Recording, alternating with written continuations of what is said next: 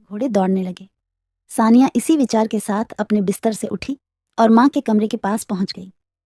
अंदर से कुछ अजीब सी आवाजें आ रही थीं। सानिया ने हल्के हाथों से दरवाजे को अंदर की तरफ धकेला।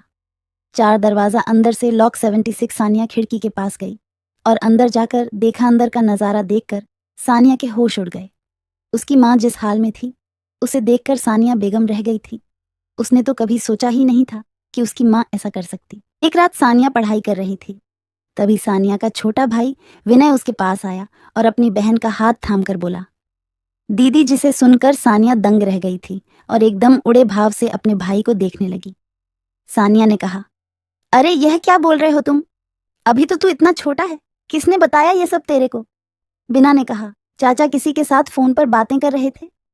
सानिया ने विनय को एक चांटा लगाया और बोला, चल निकले यहां से पागल कहीं का। सानिया ने कहा, पढ़ाई पर ध्यान दिया करें, ये सब बातों पर ध्यान मत दिया करो। फिर सानिया ने सोचा, चाचा ने तो शादी ही नहीं की, तो फिर ये सब किससे बोल रहे हैं? अगले दिन सानिया ने अपनी माँ से पूछा कि चाचा जी की कोई गर्लफ्रेंड है? तो उसकी माँ ने बताया, ऐसा कुछ नहीं है, अगर होगी तो मुझे नहीं पता, लेकिन मैं तुम्हारे चाचा को बोल रही हूं कि शादी कर लो।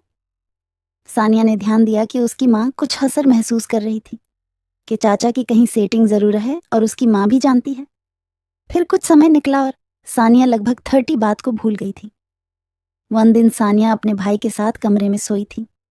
रात को विनय को भाषण जाना था, तो उसने अपनी दीदी सानिया को जगाया क्योंकि उसे अंधेरे से डर लगता था। सानिया विनय को लेकर वासियों की तरफ जा ही रही थी कि तभी उसने अपनी माँ की आवाज। सानिया सोचने लगी कि इतनी रात को किससे बात कर रही है। सानिया चुपके मेरे भाई को कमरे में लेकर आ गई और अपने भाई को सुना दिया। लेकिन सानिया के विचारों के घोड़े दौड़ने लगे। सानिया इसी विचार के साथ अपने बिस्तर से उठी और माँ के कमरे के पास पहुंच गई। अंदर से कुछ अजीब सी आवाजें आ रही थीं।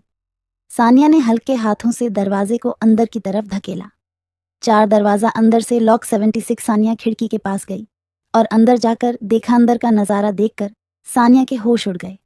उसकी माँ जिस हाल में थी उसे देखकर सानिया बेगम रह गई थी। उसने तो कभी सोचा ही नहीं था कि उसकी माँ ऐसा कर सकती। सानिया को अचानक से पता नहीं क्या हुआ। वह जोर से दरवाजे पर लात मारकर तेज आवाज में बोली, क्या चल रहा है? यहां पर सानिया ने जोर जोर से लात मारकर दरवाजे की कुंडी तोड़ दी। खुलते ही वह अंदर चली गई तो उसकी माँ जोर जोर से रोने लगी और सानिया से बोली, बेटी मुझे माफ कर दो। हम दोनों का ये 4 साल से चल रहा है। तेरे पापा के जाने के बाद तेरे मेरा ध्यान रखते हैं। मैं बहक गई थी। सानिया ने कहा, जब आपको यह सब बर्दाश्त नहीं हो रहा था तो शादी कर लेती।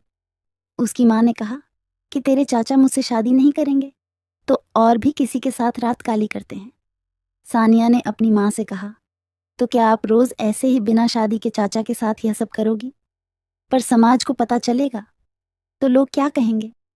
मैं खुद चाचा से बात करके तुम्हारी और चाचा की शादी करवाती हूँ। जब सानिया ने अगले दिन अपने चाचा से शादी की बात कही तो वह राजी हो गए और अगले महीने सानिया ने अपनी माँ की शादी चाचा से करवा दी और कहा, अब सही है, समाज भी गलत नहीं बोलेगा।